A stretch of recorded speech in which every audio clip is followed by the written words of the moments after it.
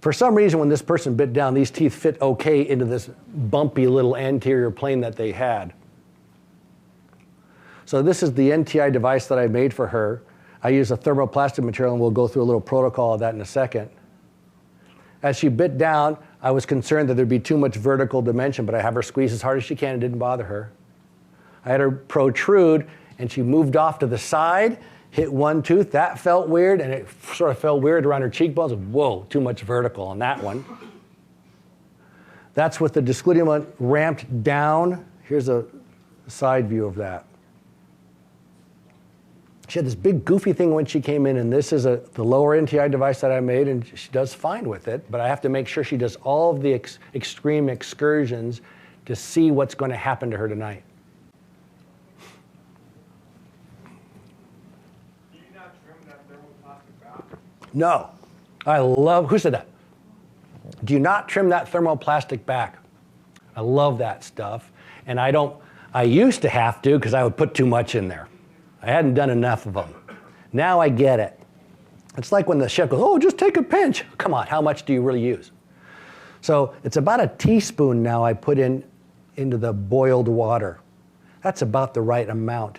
And if there's more than I need, I let that stuff go around the horn a little bit. I would much rather massage it and leave the excess and have ideal retention than to worry about cutting the thing back. Now, if the patient goes, oh, my friend's device doesn't look like, my friend's is really pretty and really clear. Well, I'll show you what an NTI Plus looks like. Those are cool. Mine are big, goofy looking marshmallows, but they work great. But I'm a hands-on guy. I'm the other send-on guy. Everything happened on this one patient. He's got left joint pain, his joint is up there. Left joint pain, he's had lavage done in his joint. He's had failed splints. He's had a root canal done on number 18 twice, because that tooth is killing him. He's got left sinus pressure, chronic headache, stiff and sore neck, and frequent migraine. I said, well, you might need an NTI device. I bet you're clenching on number 18. He goes, you mean like the one I'm about to show you, this NTI device? Yeah. So first of all, make your jaw go over to the left. I bet you're clenching on number 18, and sure enough, he could do it. He'd squeeze on tooth number 18. Now, that is a contraction of the left lateral pterygoid, and now it's resisted. It's sort of like opening your mouth and pushing really, really hard, and you start to feel it into your sinus.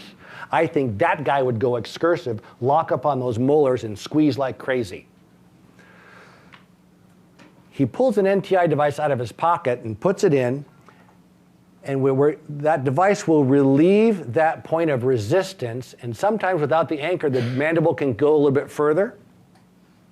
So when he put this device in, his jaw moved even more. He still had a place to contact. So that's why that's now at 19. His tooth felt different. He's got a different kind of a toothache, still has the sinus pain, still has the headache, still has the migraine. Because we still had the problem. Out comes my football diamond, and I'm going to relieve that point of resistance. And when I do that, he moved over even farther. But that didn't hurt him.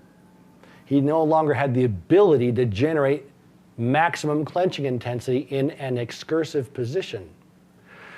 Fortunately, the vertical dimension wasn't a problem here. If it had, I'd start all over. But I like to take what the guy's got in his pocket and whittle on it or do a tooth and be a hero. My point is, the patient is a different patient every time you see him. Because if you've got a device going like this that's going to modify their ability, that means their ability is different. They're a different patient. You have to ask them to do things that they may not have been able to do before. He wants to know, when a patient's clenching in a centered position, are you kind of focused or worried about having both centrals, both incisors hitting simultaneously? Yes.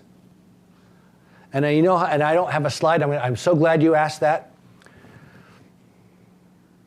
We knock ourselves out to get perfect occluding on the splint. We've got the blue paper and the whole business to get it balanced.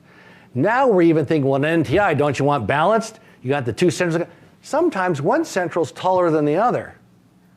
Sometimes it's, oh, great, I'll put it on the upper teeth instead, and now the lowers are jumbled all over the place. You can't get a nice balanced occluding scheme on an NTI. One central hurts more than the other. Why have I been so worried about that? I now make a, quote, slider on everybody. A slider is an NTI device without a discluding element and very, very thin occlusal coverage.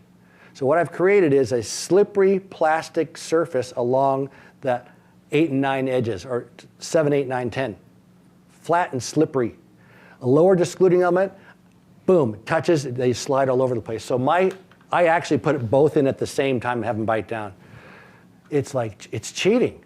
I don't have to be a dentist. I have to look about occluding schemes. It was great. Thanks for asking that.